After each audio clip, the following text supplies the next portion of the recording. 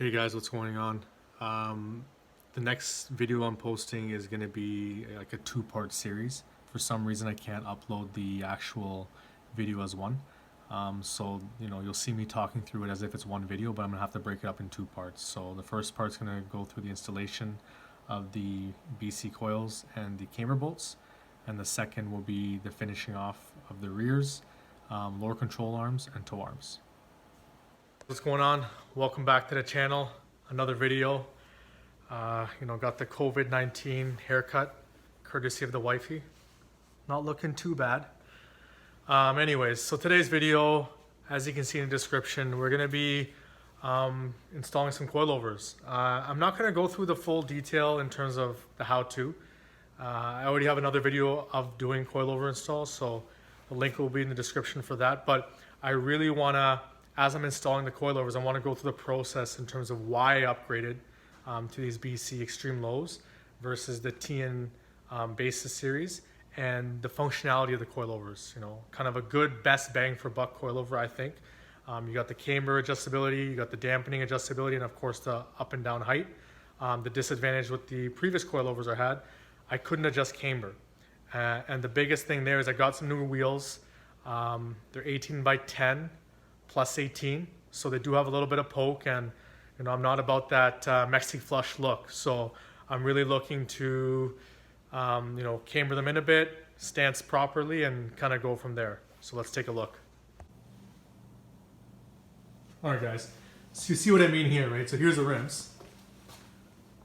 Work Emotions XD9s, the OG, and you can see, right? So right now I'm on stock suspension, right? So this thing obviously looks like it's a monster truck, but if I take a view from here, you can see it's sticking out of the fender at least, I'd say half inch, and then same thing with the rear, right? So that's why I was looking for an upgrade on coilovers, that had the camber plates on the top for the front, and then for the rear, because the rears are not a McPherson strut assembly, I actually had to pick up some white line parts. So we'll be unboxing those as well, but these it's a lower control arm which will help with the camber, and I also got some adjustable tow arms to obviously help with the alignment at the end once this is all done. All right, so check it out. This is the one of the fronts, and yeah, look at that. I like the color scheme. It's got the black and the light brushed gold, and yeah, it's a really nice looking coilover, right? So you can see here, got the camber adjustment, got the dampening, which we'll play with after, and yeah, we'll do a comparison when I take the stock struts out. So yeah, let's get to it. All right guys, so like I said, I'm gonna fast forward through this bit of, I'm not gonna show you the steps. You obviously gotta jack your car, take out the tires. Look at my previous video, it'll tell you how to take out the stock suspension, the fronts and the rears. So we'll skip to the video when the suspension is completely off the stock, and we'll do a comparison of the BC and the stocks, and then we'll slap them on, okay? So stay tuned. All right guys, so we got the wheels off the car. Before you take your suspension off, I suggest investing in one of these. It's a bit of a glare here. So this is a camber tool that I got off Amazon. I believe it was like 10 bucks. But what I recommend is taking this tool, take the tool and then measure your camber on all four corners. So what you can see here is once you make the tool,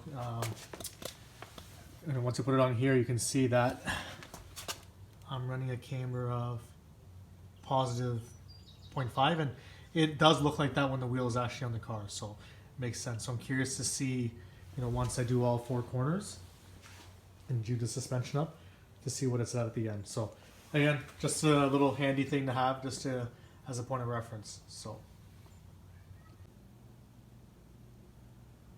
all right, so we got the driver's side off, pretty easy. If you're ever confused of which coilover on your new set goes which side, if they didn't have it labeled, you just have to look for the brake,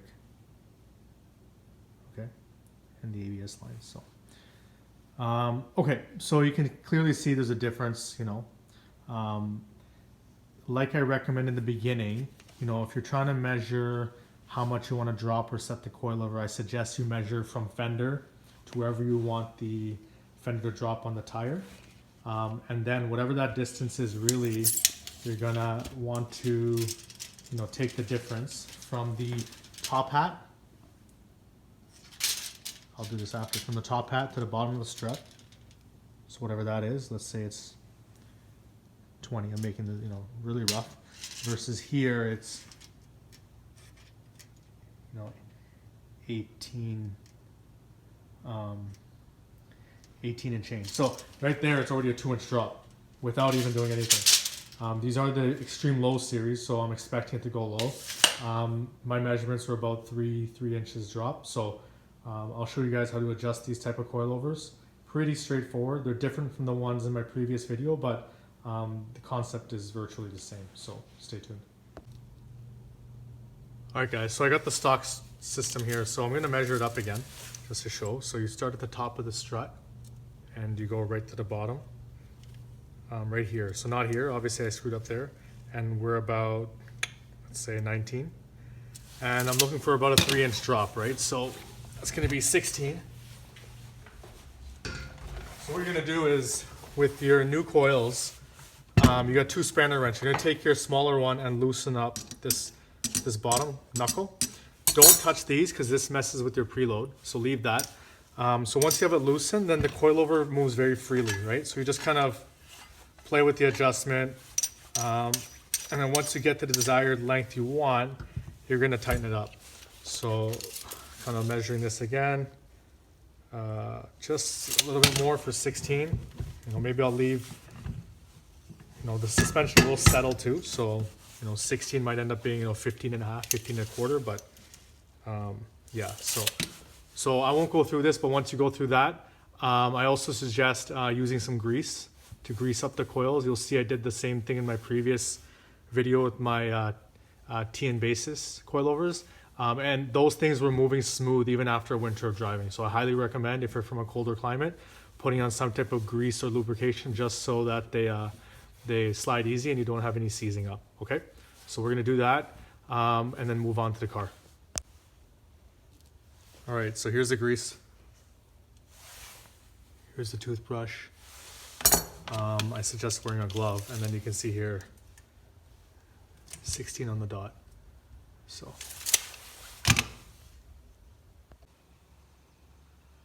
all right, guys, so one of the things I'm also installing with the coilovers today is white line front camber bolts. So this is how the bolt looks like. There's a nut on the other side which I took off, but you're gonna have this tab and you're gonna have this arrow with white line.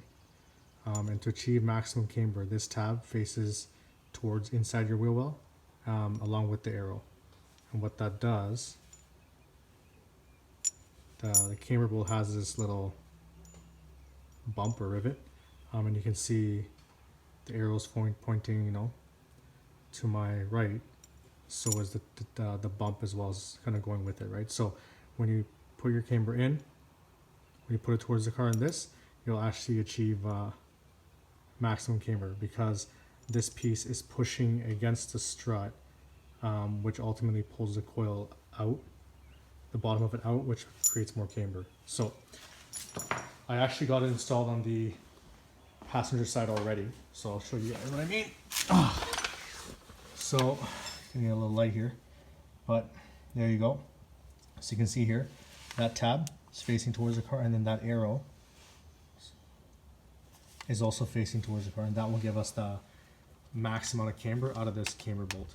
And then of course, like I said with the BCs, you have the adjustable camber option on the top plates. So you know, when you install these, you want to make sure that you rotate the camber plate so that this kind of shifts towards the car. Obviously, if it's aiming this way, it won't work. So, and then what happens is you loosen these up with Allen keys. So I'll show you guys right now. Okay, so here's the camber bolt installed on the passenger side. So the tab here goes towards the car, and then that arrow as well aims towards the car, and that will achieve kind of your max camber out of this bolt. So, you know, if we look at it, let me find my camber tool here. There we go. Right now, we're at, I'll give or take, this isn't a perfect tool, but okay, let's say we're at -3, -4 degrees. And then with the BCs, you can also adjust the camber on the top here. Okay, so to do that, you got to loosen up these nuts here. All right, guys. So moving on to the top, my camera actually died as I was loosening these bolts up. But what I did have trouble, even after loosening it, I was having a tough time shifting the whole strut. I'm even holding it from the bottom. So I actually had to loosen the two larger bolts on the by the bottom of the strut. So, but just finishing up tightening this up. Okay, so these are all tight, and you can see, you know, it's probably pretty much camber is maxed out. You can get aftermarket camber plates.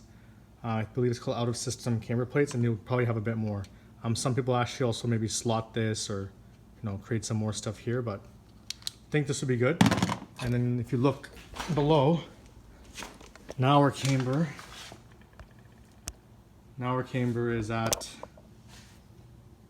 -5. So, you know, we added a little bit there. So, significant difference from what it was when before I started this whole thing. I believe I was around 1 positive or 0.5 or maybe 0, but not negative. So this is gonna be a huge adjustment, but this will be able to help fit my wheels under. All right, so what we're gonna do now is do the same thing on the other side. Camber bolt, remember, have the tab facing in, have the arrow facing in, and then max out the camber plate on top. All right, stay tuned.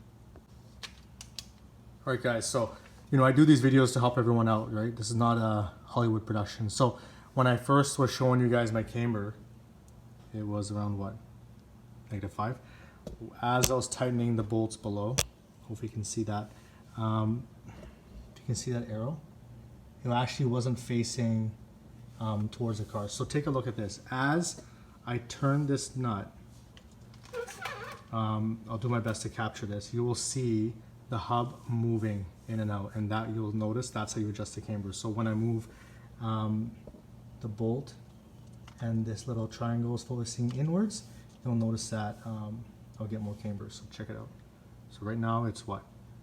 Pretty much at the end, right? A little bit more. So, all right, so I'm gonna take this.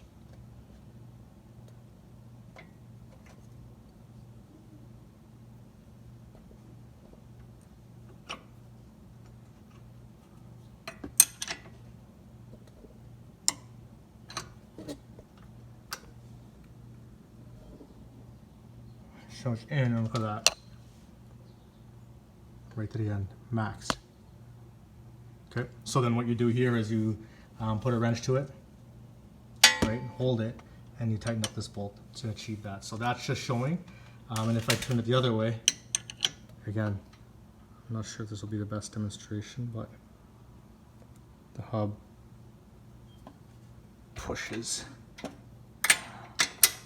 the bolt itself. There we go, see it went down. And then if I go the other way,